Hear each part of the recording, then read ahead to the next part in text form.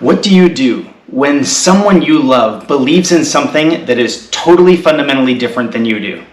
There's so many difficulties in belief that can drive a wedge between important relationships in our lives.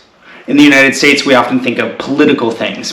Maybe you believe the Democratic Party is the only way to maintain the world order, but your family are Trumpers. Where we were living in the last years in Latvia, there are a lot of families that are ethnically Russian, that have Russian passports, that are Russian, even though they live in Latvia for their entire lives. And when this recent war in Ukraine broke out, we heard a lot of dissent between families, driving a ton of difficulty. Well, especially when it comes to family, these are relationships worth maintaining despite the difficulty, but how do we do it? I'll give you a tool that I use often that I've come to love that I call thinking in superpositions. Well, the idea of superpositions comes from Schrodinger's cat. This is one of the fundamental ideas in quantum physics, and you very well may be aware of it already. But the idea is that if there's a box in front of us and there's a cat inside, how do we know if that cat is alive or dead? And the answer is, without measuring, meaning without opening the box and looking, or without some sort of measurement device that would give us more information, we have absolutely no way of knowing. And so in terms of Schrodinger's cat, we simply take on the superposition of that cat is both dead and alive. Of course, in quantum physics, there are long-standing implications of this that are about particles, measurement of particles, and if we haven't measured yet, how do we know what's happening with that particle? Well, we hold it in superposition where any of the possibilities are happening. So then you can list out the possibility tree, you can give probabilities to those things, and you can move on. This is the idea of superpositions. My point is, in order to maintain these relationships, when we believe difficult things and we dissent with each other, we can apply thinking in superpositions, and at least it gives us empathy with other people.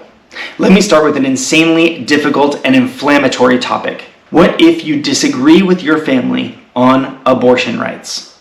Well, here's how thinking in superpositions might go. Let's say my personal belief maybe is that the baby is alive from the moment of conception. And so there is no time when abortion is not murder, ever. There is no time. Maybe that's my belief. And maybe my family believes in a woman's right to choose. Well, the reason I chose this topic is that neither of us is morally right or wrong. The difference is that we have a different moral value. And so we can consider this moral value when we consider thinking in superpositions. Now, this specific issue is simply binary, and people are either on the side of the rights of the child or the rights of the woman. So no matter where you stand on that spectrum, you have an easy time holding one of those beliefs as true. It means in this case, thinking in superpositions is quite easy, because all we have to do is consider, what if the other side of this issue was true? In this example, that child is alive from the moment the egg is fertilized. Well, then it's easy for me to hold that in my mind. What's harder is for me to go to the other side of the issue. Now, I might have to go research and find out, why do people believe this is true, in order to gain some empathy for why they believe it. Now, personally, in open-ended research like this, I've found a lot of value in AI tools like Perplexity and ChatGPT, and you can probably get some very good reasons that people stand on that side. Maybe I investigate this issue, and I find one reason people believe the other side is that the government should not decide for families. But I would rather the families have those decisions for themselves, rather than the government takes control. Or maybe I found some other reasons. Whatever it is, I need to go investigate, why do people believe this side? And then I need to sit and truly feel, what would it be to believe in this other side? Now, I'm not saying this would change your mind, and I'm not saying that it should. Then when you found out why people believe that, the idea is sit and deal with, what if that were your position? The purpose is not to change your mind or flip to the other side. The purpose is to feel what it feels like to live on the other side. What thinking in a superposition like this will give you is empathy for the people that do believe the other side. Now, personally, in these really, really complex issues, I oftentimes simply don't wish to take a side at all. What really bothers me is that people are willing to be militant about taking their side without acknowledging that this is a very complex issue. In this specific case, that both sides have a moral right to believe in what they do. Here's one way I applied this when I was younger that had massive implications for me. If you're a Christian, throughout your life, you'll probably meet many, many people who disagree with you on some fundamental things. One example could be the divinity of Christ. So when I was younger and I just couldn't understand why people could not come around on this specific topic. What I did was thinking in superpositions. I personally do believe in the divinity of Christ. So then the question becomes, what if I didn't? So I had to sit and deal with, okay, what if we excavated and dug up the bones of Christ today? What would happen to my faith tomorrow?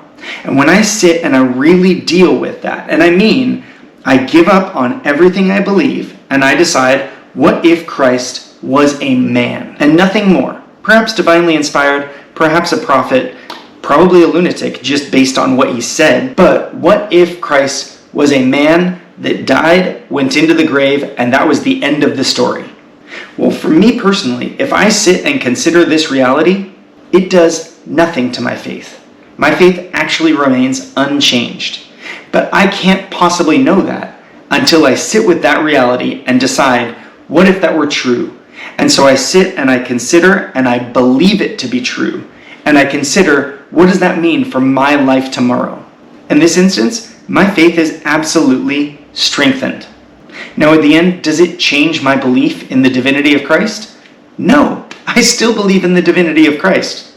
But I also am assured now, because I've sat and dealt with it, if that weren't true, my faith would remain unchanged. Now, baby heroes would change. That is interesting. It has other implications to continue to consider. But here's my point.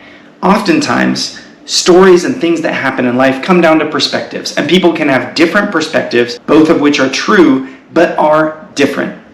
So how can we deal with those differences? How can we process with ourselves and learn what is the actual truth of this world? Or how can we maintain the relationships with the people we care about when we believe differing things and we will never convince each other? Now, sometimes we will convince each other. That's not what I mean. When we won't convince each other, how do we maintain empathy and maintain relationships?